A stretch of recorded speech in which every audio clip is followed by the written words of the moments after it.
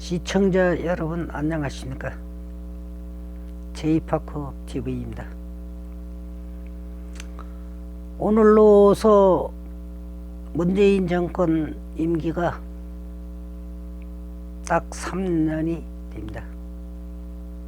앞으로 남은 임기가 2년이 더 남아 있습니다. 지금 전 세계적으로 경제가 안 좋은 상황이 현실입니다.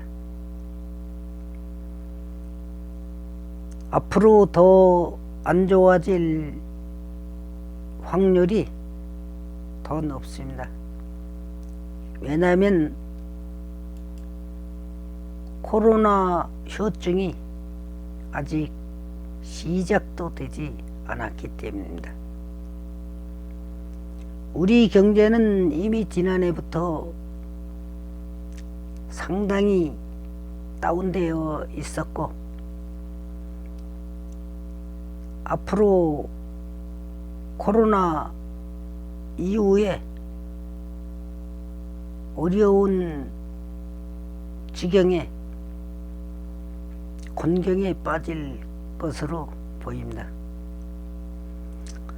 이러한 대내외적으로 어려운 환경 속에 있는 우리가 씀씀이 해픈 게 자랑거리인 줄 아는 문재인 정권이 세금 더 쓰고 싶을 때 내세우는 지표가 국가 부채 비율입니다. 국내 총생산 대비 부채 비율이 선진국보다 낮기 때문에 얼마든지 더 써도 된다는 것입니다. 선진국 클럽인 OECD의 국가 부채 비율은 평균 109%에 달하기는 합니다. 미국도 107%, 독일이 70%이고 일본 같은 경우는 224%나 되고는 있지만, 이들하고 우리하고는 경제 사정이나 환경이 다르다는 것은 알아야 할 것입니다.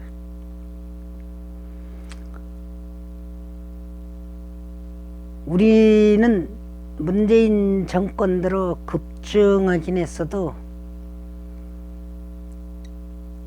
고작 40%대 초반에 불과하다고 늘 얘기를 하기는 합니다. 그러나 우리나라의 이 40%는 다른 나라의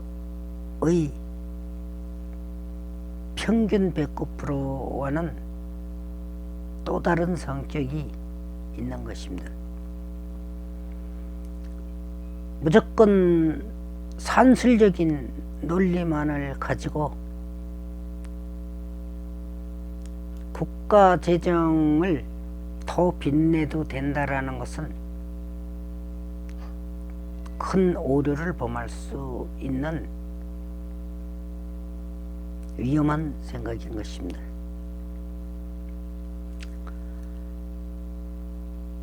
빚을 더 얻었을 여력이 부채 비율이 40%대뿐이 안 되니까 충분하다고 하는 문재인 정권의 재정 악화를 걱정하지 않고 오히려 이를 걱정하는 것이 시대에 뒤떨어진 낡은 프레임이라는 것은 큰 오류를 범하고 있는 것입니다. 그러나 우리의 문재인 정권만 그리 펑펑 쓴 것은 아닙니다.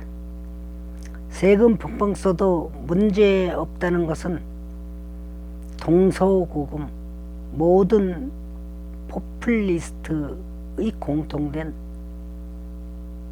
호세인 것입니다. 남미 포퓰리즘의 원조인 아르헨티나는 페론 정권이 국민에게 아무리 줘도 경제는 안 망한다고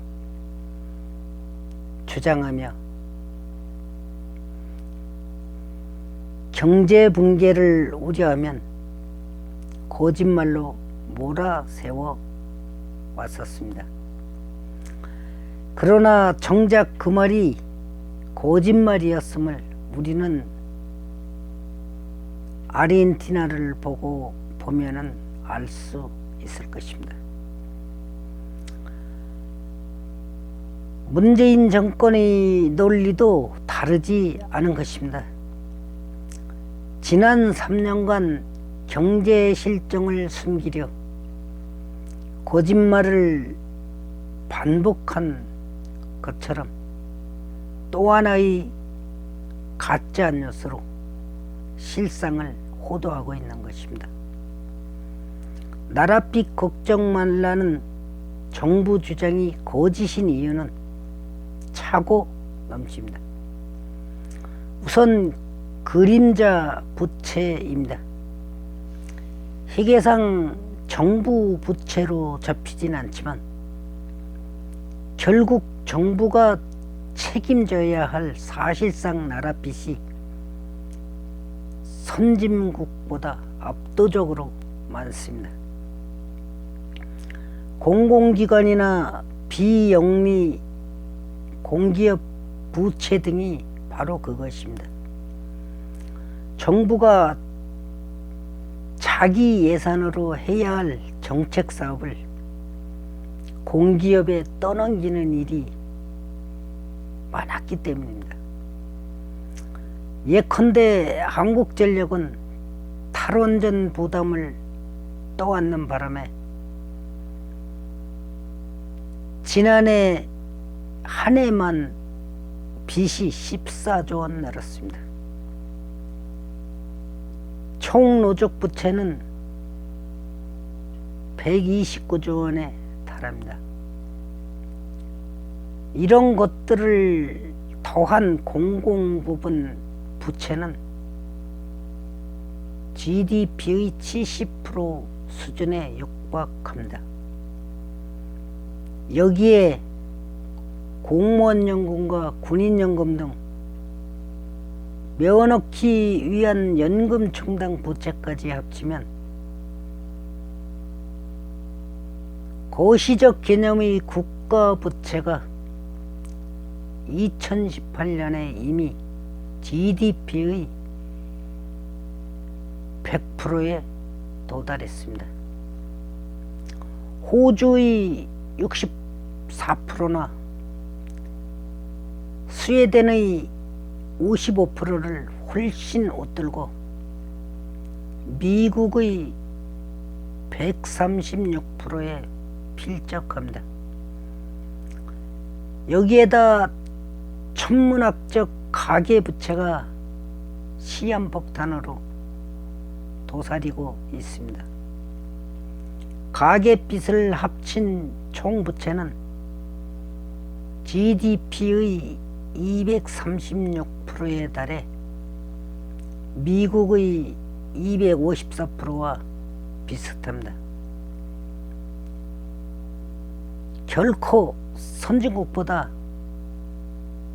낫지 않다고 할 수 있는 것입니다. 고령화 변수를 감안하면 상황은 더 심각할 것입니다. 인구의 14%가 65세 이상인 고령사회 진입 시기가 영국이나 독일은 1975년, 일본은 1995년 시대였습니다. 한국은 2015년에 도래되었습니다. 선진국보다 20년에서 40년 늦게 고령사회가 됐는데, 고령화 속도는 세계에서 제일 빠릅니다. 노인 부양을 위한 지출이 이제부터는 기하급수적으로 늘어날 수 있다는 뜻입니다. 얼마일지 가늠조차 불가능한 통일 비용은 또 어떻게 할 것인가요? 선진국도 고령 사이에 진입했을 무렵엔 빚이 많지 않았습니다. 지금 이 국가들의 고부채 구조는 수십 년 고령화 지출이 누적된 결과일 뿐입니다. 그런 선진국과 단순 비교한다는 것 자체가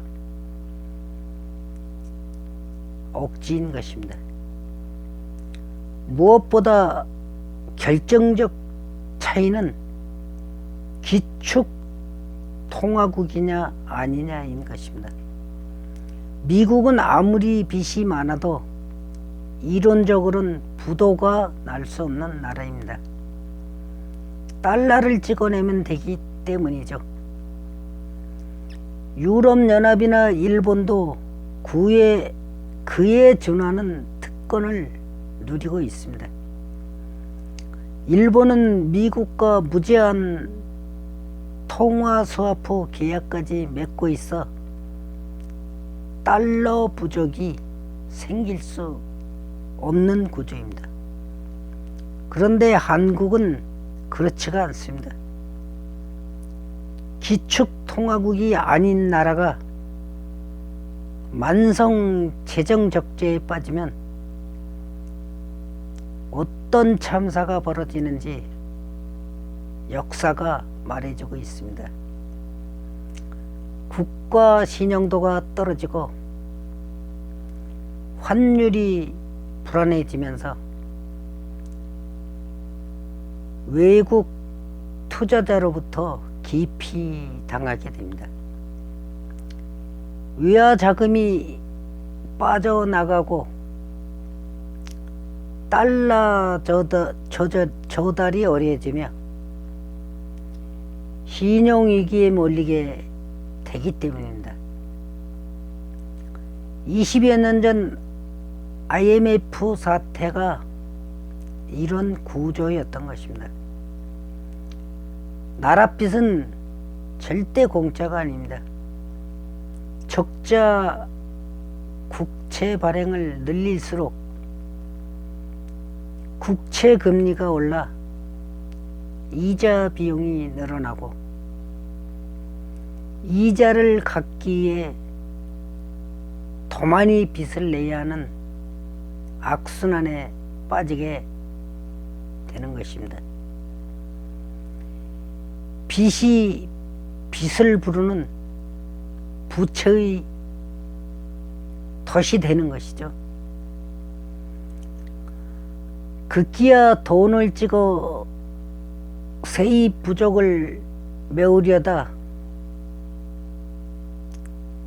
초인플레이션까지 초래하게 됩니다. 이것이 아르헨티나, 그리스, 베네수엘라 같은 국가들이 걸었던 국가 파산의 길입니다. 집권민주당은 총선에서 승리하자 면죄부라도 받은 양 세금도 뿌릴 아이디어를 쏟아내고 있습니다. 세상이 바뀌었다며 국가 부채 비율이 60%까지는 올라가도 된다고 공공연히 말하고 있습니다. 초유의 경제 위기 앞에서 정부가 주도권을 쥐고 적극적으로 재정 카드를 구사하는 것은 당연한 것입니다. 그 과정에서 일시적인 부채 비율 상승은 불가피할 것입니다. 그러나 빚을 늘리더라도 위기 수습 후엔 어떻게 다시 줄일 것인지 계획을 갖고 있어야 할 것입니다. 희수 불가능한 현금 뿌리기나 가성비 낮은 소모성 지출은 자제해야 한다는 뜻입니다.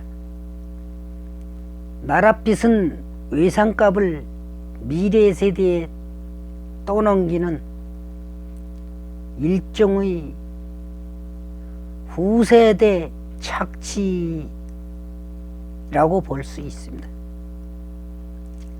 빚내서 펑펑 쓰는 부채 파티가 영원할 것처럼 말한다면 그것은 사기에 불과합니다. 빚폭탄을 계속 뒤로 돌리며 시간을 벌 수 있겠지만 언제까지나 계속될 수는 없습니다. 역사 속 모든 포퓰리스트가 그랬듯 국정 책임자가 빚 걱정 말라며 통 크게 인심 쓴다면 돌려막기하는 피라미드 사기라고 보아도 틀리지 않을 것입니다. 펑펑 쓴 국가 빚을 지금 집권 세력 또는 집권 권력은 물러남은 고만이지만 나라의 빚은 그들이 물러나거나 죽은 뒤에도 나라가 존속하는 한 계속 늘어만 갈 것이고 언젠가는 갚아야 할 것이기 때문입니다. 정치인들이 권력자들이 무책임한 국가 부채 파티를 멈추지 않으면 지금 우리 세대 이후의 세대는